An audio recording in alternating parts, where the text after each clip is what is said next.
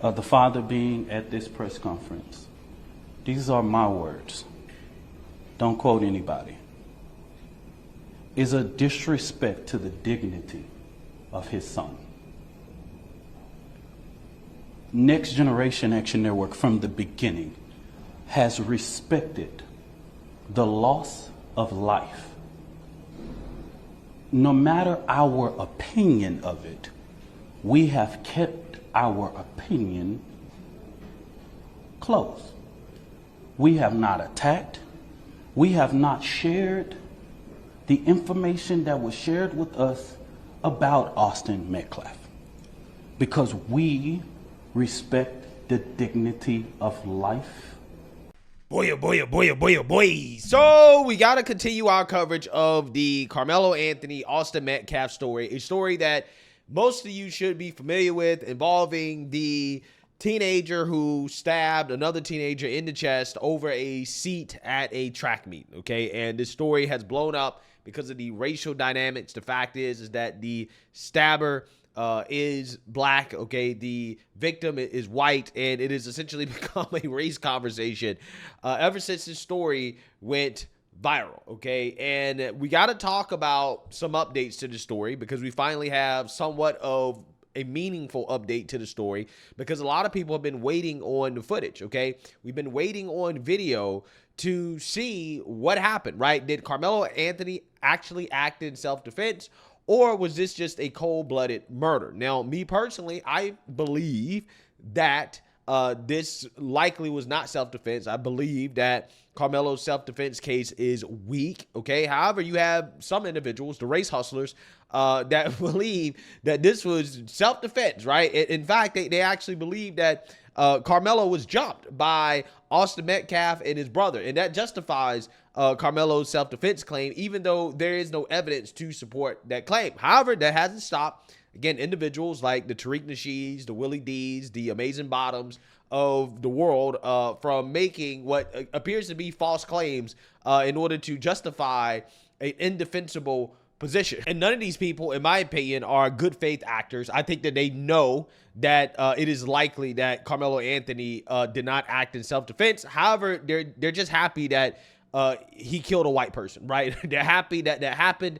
And that's essentially where a lot of this is coming from, because the woke handler of the Karmelo Anthony family, he can't even say with a straight face that he believes that Karmelo acted in self-defense when confronted on whether or not he believes that Karmelo acted in self-defense. Do you believe Karmelo Anthony is innocent even after he admitted this to police?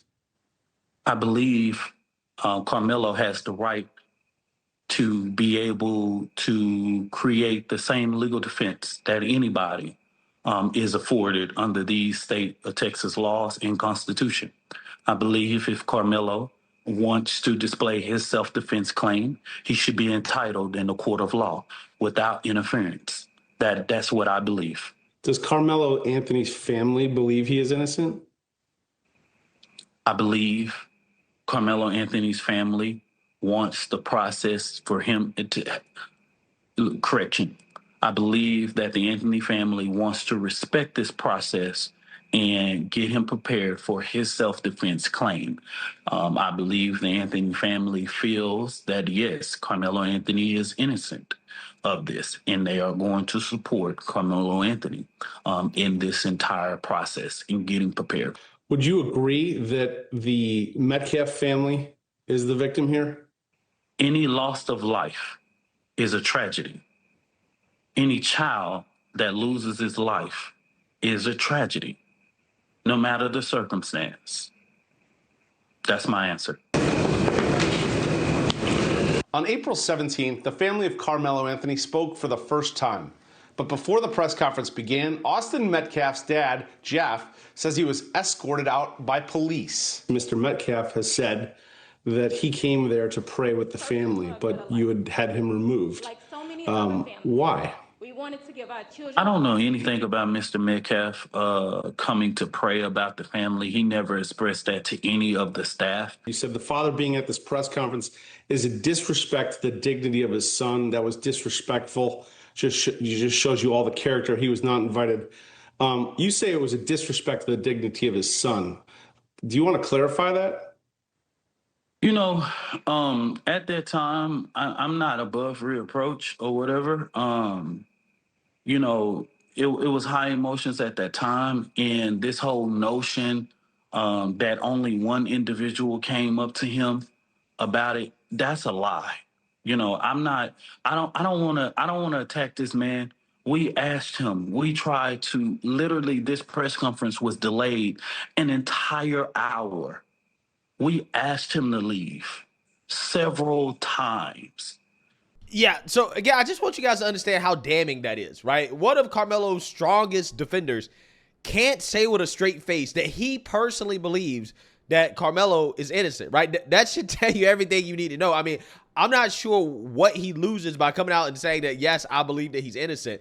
And that's why I try to tell you guys that these people are not acting in good faith, right? Essentially, he is defending somebody that he knows likely is not innocent, right? That committed a cold-blooded murder, okay? But we're going to see, okay, because we have at least somewhat of a meaningful news update on this story involving the alleged video that no longer is alleged. There is a video out there. It has been confirmed of the stabbing. However, the school district refuses to release the video to the public. However, local news, they're able to see the video, and they went in and they saw the video, and I want to react to their reporting on what they saw. And I'm going to go give you guys a spoiler alert.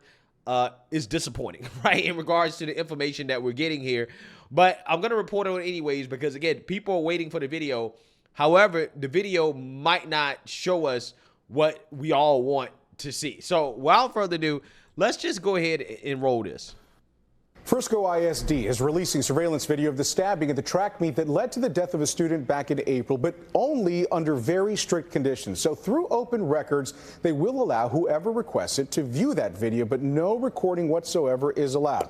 On that note, we sent our IT producer, Kelsey Mittauer, to watch that video. She joins us now in studio to walk us through what you saw. We're going to go in order here in just a second, Kelsey, but in general terms, what did the video depict? What did you see? It shows everything from the moments leading up to the stabbing, to the medical response, to then the beginning of the police investigation. Okay, and it lasted several minutes is what they showed you. It did, about 30 minutes. Okay, so let's start in the beginning now and talk a little bit about what you saw at the front end of that video, because you got to see the attack, the actual stabbing took place. So it starts, I started watching about 9:53. The camera shows half of the field. So it's about from the 50-yard line on, and the tent where it happened was kind of right in front of the 50-yard line, but the camera is down here. Okay. It's positioned across the field. So everybody in the video, you can tell there are kids or adults, but no one's identifiable. So a long shot is what a long shot, yeah. So a couple of minutes in, and you actually see the altercation take place. Yes, everything leading up to it, everyone's milling about. It seems very normal, and then right at 9:55, that's when like there's this explosive movement or action between two people under the tent,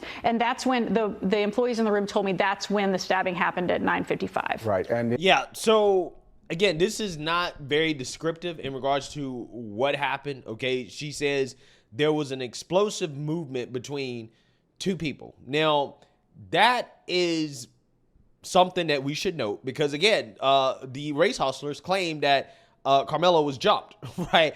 And if that was the case, then, again, the explosive movement between two people should have actually been 3 people or 4 people or however many people, right? But, again, you know, I'm just saying the reason why I am noting this is because this woman watched the video and she's saying that there was explosive movement between 2 people. Again, that is presumably between Karmelo and Austin Metcalf. So once again, we have more evidence to suggest that Austin Metcalf's brother, Hunter Metcalf, was not involved. In fact, Hunter Metcalf has not been punished at all, even though the race hustlers have called for Hunter Metcalf to be punished, right? They've said he should be suspended. He should be expelled from school because in their minds, he was involved, right?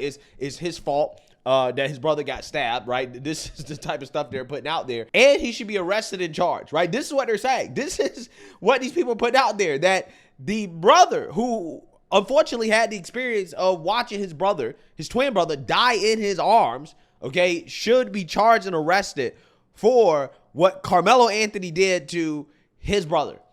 Again, these people have no shame. They really don't. I don't know where you stand at on the whole Hunter Karmelo issue. Most of y'all made it about race. When it's not about race, it's about who's right and who's wrong.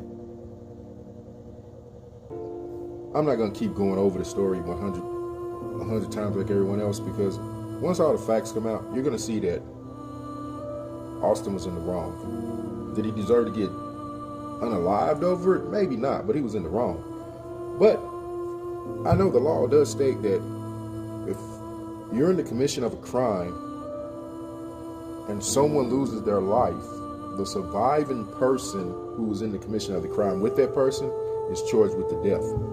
So Hunter, his brother, needs to be charged with Austin's death, because Hunter and Austin was in the commission of a crime, possibly a felony. They was robbing him when they took his property, and then they assaulted him, and that led to the unaliving of Austin, while Hunter is very much lying in the details of what happened because he's trying to protect himself and the image of Austin. But the cry should be, instead of arrest Karmelo, it should be arrest Hunter. But again, the affidavit, the statements, the witness statements that we have suggest that Karmelo was not jumped, right? That it was an altercation primarily involving just Karmelo and Austin Metcalf. So again, I just want people to note that she said an explosive movement between two people, okay, which again is more evidence to suggest that Karmelo Anthony was not jumped, okay? Again, that doesn't mean that it's not possible that he acted in self-defense or that he doesn't have a valid self-defense claim. But yeah, the whole narrative that he was jumped seems to be falling apart with more evidence that comes out. Now, again, I wish that the school district would just release the video and we don't have to get this secondhand information. But hey, this is what we got so far. Yeah, you were talking about people kind of start to scatter at that moment. Obviously, something went wrong. And so what happens next? Because now, a little bit later on, that's when the ambulance shows up. Right. So when the ambulance arrives, it actually comes through near the end zone at the gate, and then it comes up to the 50-yard line directly in front of the tent. You can see Austin Metcalf is right here. But then when they pull up close to the tent, they realize that they can't get the stretcher to him because of the barrier of the bleachers. So at that point, then the paramedics have to get out, and then they have to walk all the way back to the end zone. This is actually, yeah, on the next slide. They have to go all the way back to the end zone and then come all the way back. That takes another couple of minutes. So at this point, they've arrived and they are actively working on Metcalf at that point. And we want to reiterate, we're using some imagery here to sort of denote exactly what was happening here, these little icons that we're using the ambulance, because again, the video was not able to be released. You're watching all of this happen, Kelsey, and you're watching the time sort of elapse. What are you thinking about when you see this, especially when you see sort of the issues in getting Metcalf out of there? I mean, you know, I understand why it happened the way it happened. They were still working on him, actually. The thing that really struck me is they're working on him, and that's when you see the rain's coming down heavier, and then they actually pull out the blue tarp. The blue tarp that we saw. Right, and then I noticed the crime scene tape is already up. I was so focused on here, I didn't even see that, but they're building the crime scene actively around him as they're continuing to work on him in the bleachers. So that was happening while he was still there? Yes, he's in the bleachers. And in closing here, because we know that several minutes had elapsed and people are sort of scurrying in different areas, what do we know about the suspect in the stabbing, Karmelo Anthony, and his whereabouts? So I asked the women in the room, the employees, I said, of everybody on this screen, is Karmelo Anthony in here? And they said, you know, we couldn't tell you, we don't know. And honestly, it was so hard. Once it happened, you know, there's people going this way, that way, this way, and this way. So it was just hard to know what direction he headed. All right, Kelsey, thank you very much for describing that for us. We appreciate it. We should let you know that the case will be presented to a grand jury, which will then decide whether to indict 17-year-old Karmelo Anthony on a charge of first-degree murder. Yeah, so you see, now you heard that. Now, for full transparency, I'm going to play another video from another local news outlet that claims they saw the video, and yeah, it's just as disappointing as the report from this outlet. Take a look. Our public information request with Frisco ISD was met on Monday. We could only watch the before and after of an April 2nd alleged stabbing at a school track meet that led to the death of one student and the arrest of another. The district didn't give it to us, but allowed us to watch it. The video is available for limited viewing only, citing student privacy and school security. There is no audio. Try to picture this. We're on the 4th floor. We walk into a room and there's a TV with a shot showing half of Kirkendall Stadium. It's a wide shot from the opposite side. And everything that happens in one very small fraction of the screen in the upper left-hand corner. We couldn't zoom in. It's blurry, pixelated. You cannot identify or see victim Austin Metcalf or suspect Karmelo Anthony. It is hard to tell how many people are under that memorial tent. It's also hard to tell what they're doing. But we do know that about 9:55, there's a lot of commotion, a lot of activity that happens at the top side of that memorial tent all the way down to the bottom. At this point, it is hard to tell, and it does not show on camera the alleged stabbing. We do know that there are a lot of people that run away from that scene soon after. We notice a number of what appear to be students running across the bleachers from many directions away from the tent. More people on the field start to notice and also run toward the back gate and exit. Okay, at about 9 minutes after the alleged stabbing, we see EMS drive right through to the backside of this stadium, and they park midfield. Next, we notice paramedics wheeling out a gurney, but have to walk all the way back to the gate and to the bleachers. There's a lot of activity at the bottom of those bleachers and what appears to be the triage of Austin Metcalf. 15 minutes after the incident, we see people put the tarp over the bleachers, which our helicopter cameras captured. All right, so looking at the timing, there's 26 minutes between the time of the alleged stabbing and the time EMS leaves Kirkendall Stadium with Austin Metcalf. At the same time, what appear to be officers, they are at the crime scene right next to that tent. All of this video will one day be shown in court. A grand jury may see it too in the coming weeks. The attorney for Karmelo Anthony confirms he's seen it, but neither family has disclosed whether they've seen it. In Collin County, I'm Jovan Puneker. Yeah, so honestly, I don't know why they just don't go ahead and release the video, right? Apparently the video is not high resolution. You can't see the details that I think everybody wants to know about in regards to exactly how this happened.